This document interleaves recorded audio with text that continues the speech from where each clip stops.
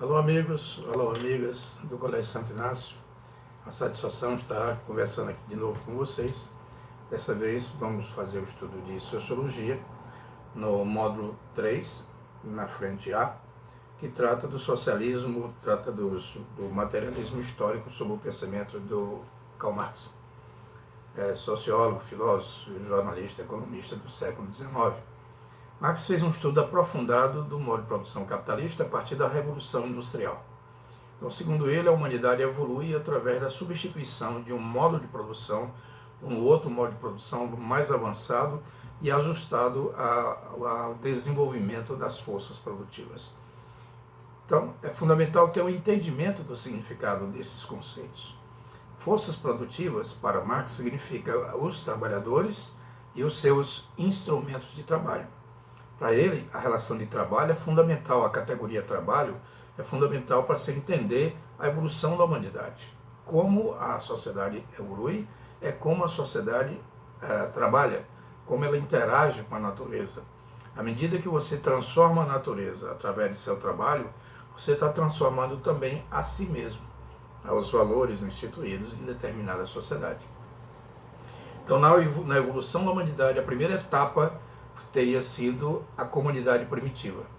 Na comunidade primitiva não existiria a propriedade privada, consequentemente não existia distinção da sociedade em classes, porque nada diferenciava um segmento, não existiam segmentos sociais, um indivíduo de outro indivíduo.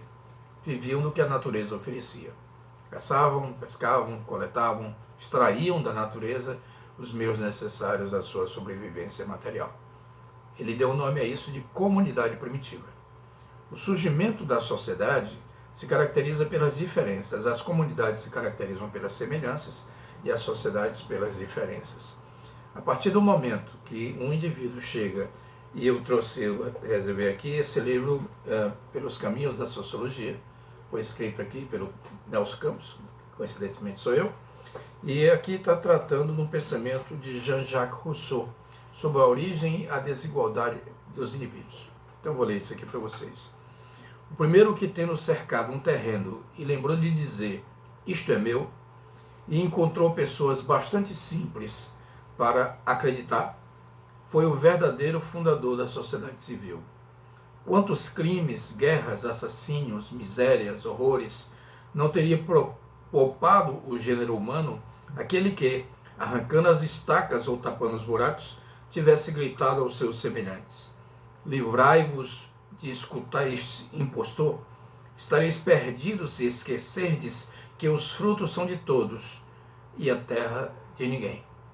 Ou seja, não existia propriedade privada, as pessoas viviam da natureza, a natureza atendia a todos.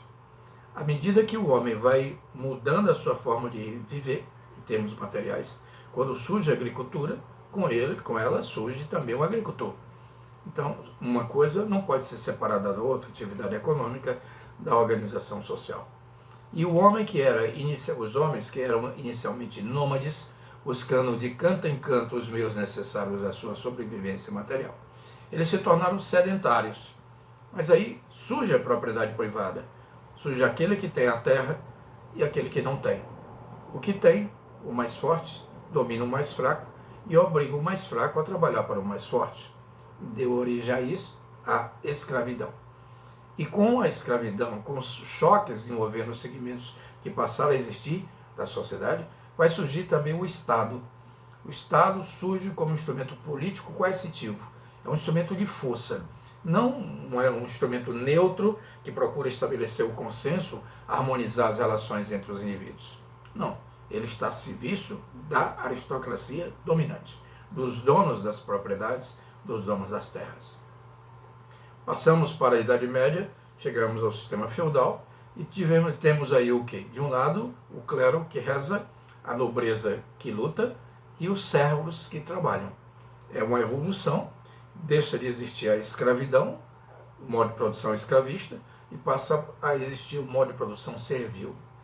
O desenvolvimento ainda das forças produtivas e a produção de excedentes vai dar origem ao comércio. E o comércio tem uma finalidade, lucrar. Através do lucro, vai haver acumulação de riquezas, acumulação de capital. Esta acumulação de capital se deu também por parte dos países europeus, explorando o resto do mundo. A África, a Ásia, a Oceania, as Américas foram exploradas pelas nações europeias em nome de uma suposta superioridade da civilização ocidental cristã europeia. É o que se chama eurocentrismo. A Europa era o centro e os outros eram os outros, seres inferiores, índios, negros, que eram seres inferiores. Então a sociedade continua evoluindo. Passamos do modo de produção servil para o modo de produção assalariado. E existem termos fundamentais para que se possa compreender o pensamento de Marx. Modos de produção correspondem às forças produtivas e mais às relações de produção que podem se basear na cooperação ou na exploração. Cooperação quando as pessoas se ajudam reciprocamente, quando ninguém explora ninguém. E as relações de exploração quando o dono dos meios de produção se apropria do que foi produzido por quem tem apenas a sua força de trabalho, a capacidade de produzir. Vai surgir dentro do conceito da análise sociológica de Marx, vai surgir o que ele chama de mais-valia. Mais-valia se tornaria a essência do sistema capitalista de produção. E o que é que para ele seria mais-valia? É o valor a mais que o trabalhador produz em horas de trabalho pelas quais ele não recebe remuneração. O dono do capital, ele contrata do trabalhador a sua força de trabalho, não o seu trabalho. A força de trabalho é a capacidade que alguém tem de realizar um trabalho. O trabalho é a energia aplicada. Força de trabalho é a energia potencial. E no capitalismo tudo vai se transformar em mercadoria. O fetiche da mercadoria. Você atribuir valor a uma coisa que não tem um valor em si. É o caso do dinheiro, por exemplo. As pessoas valorizam demasiadamente o dinheiro e não percebem que dinheiro não é um valor em si. É a representação monetária de um valor. Ele tem um valor simbólico. Ele simboliza algo que tem valor em si. Mas as pessoas têm um fetiche pelo dinheiro e passam a atribuir valor a algo que em si não tem valor. E a força de trabalho também, no capitalismo, tudo se transforma em mercadoria. Se a força de trabalho faz parte do capitalismo, então a força de trabalho se torna também uma mercadoria. Ou seja, a oferta de mão de obra é bem maior do que a procura por ela. O que vai fazer com que o preço dessa mão de obra seja mais barato. Então, por parte do dono do capital, por parte do dono dos meios de produção, não há interesse em acabar com o desemprego. O desemprego tem dois objetivos. Um econômico, mão de obra barata, e outro psicológico, que é fazer com que o desempregado represente sempre uma ameaça para quem está empregado. Ou seja, ele torna a camada social trabalhadora, o proletariado, mais vulnerável, mais fragilizado, que aceita passivamente a exploração praticada sobre ele em determinadas circunstâncias. O desemprego ele pode existir em duas características básicas. O desemprego conjuntural, que é circunstancial, que é passageiro, ou o desemprego estrutural, que é consequência do desenvolvimento da tecnologia, a substituição do homem pelas máquinas. E o homem perde aquele emprego e não recupera mais.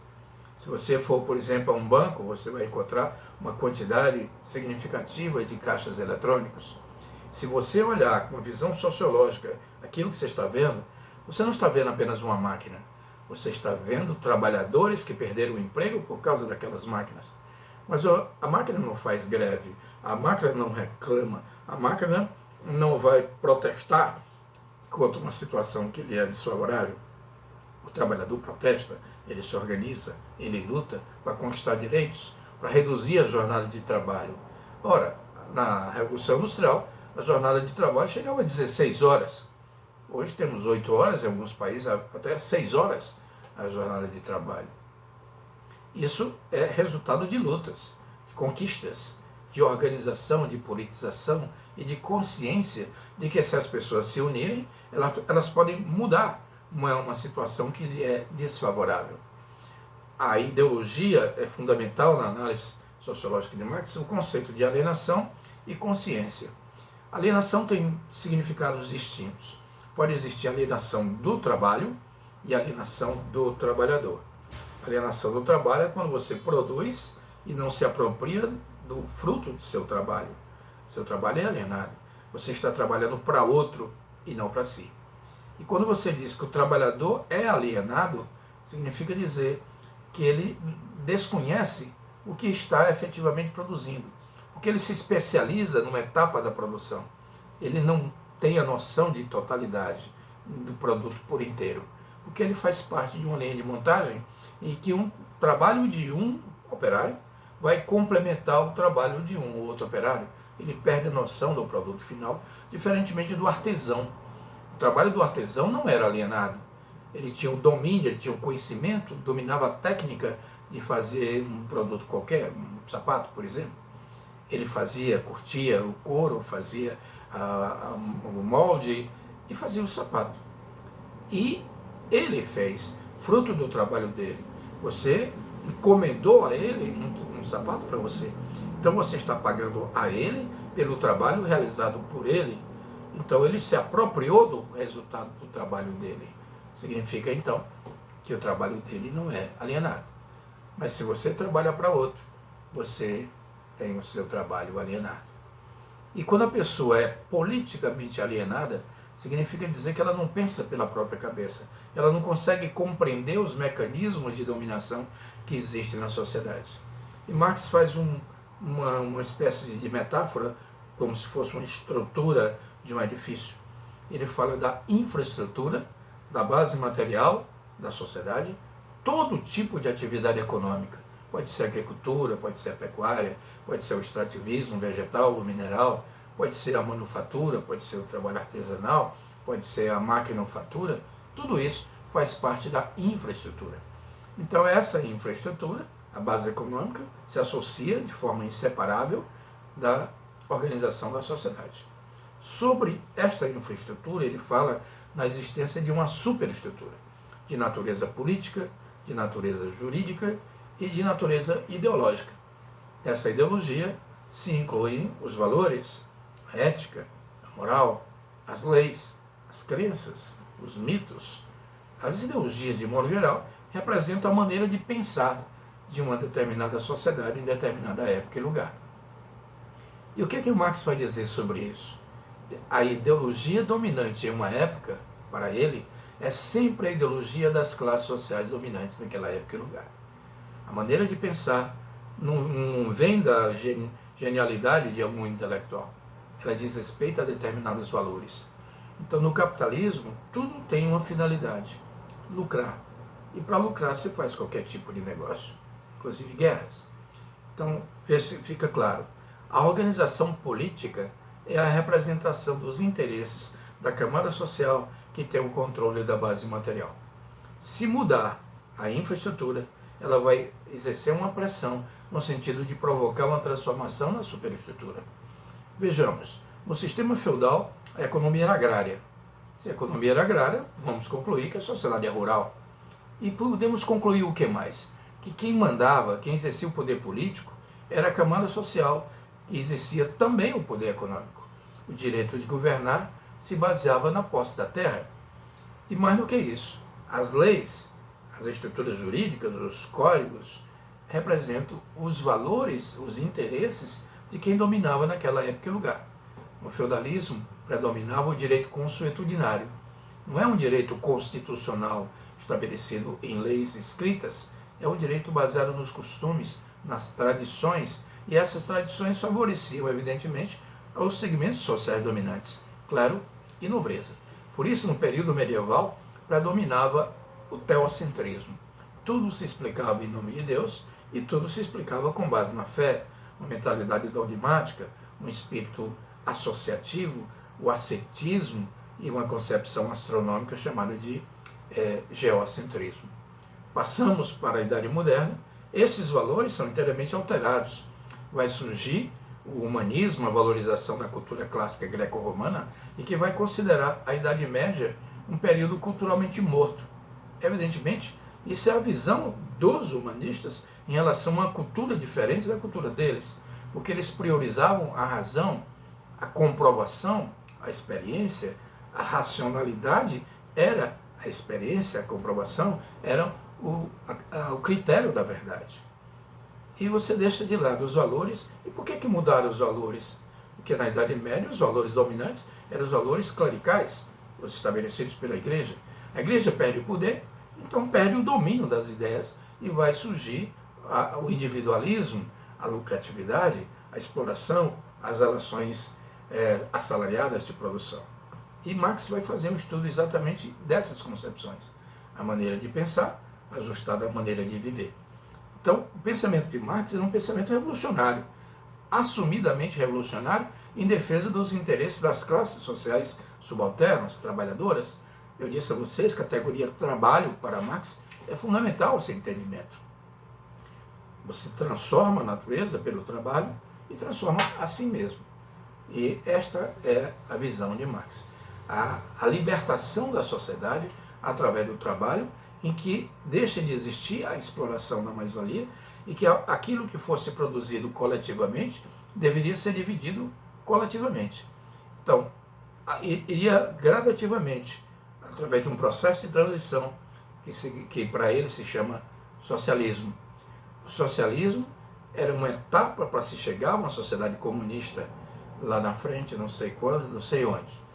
Eu disse a vocês na aula passada, quando eu falei das ideias do século XIX, que o comunismo existe como ideias, como metas, como objetivos.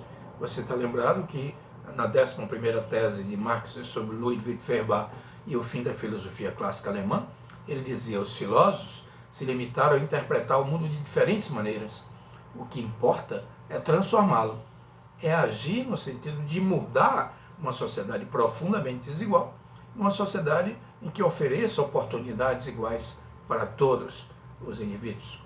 E esta etapa de transição existiria o que ele chamava de ditadura do proletariado, ou seja, haveria ainda a manutenção do Estado, como forma de impedir um retrocesso ao sistema anterior, ao sistema capitalista de produção. Feito isso, se criaria uma condição objetiva de se implantar uma sociedade comunista. E o que seria o comunismo? Como ideias, como metas, como princípios, como objetivos. É uma sociedade igualitária, em que todos teriam oportunidades iguais e cada um ganharia de acordo com as suas próprias necessidades. Quem necessita mais tem o direito de ganhar mais. Quem necessita menos deve ganhar menos.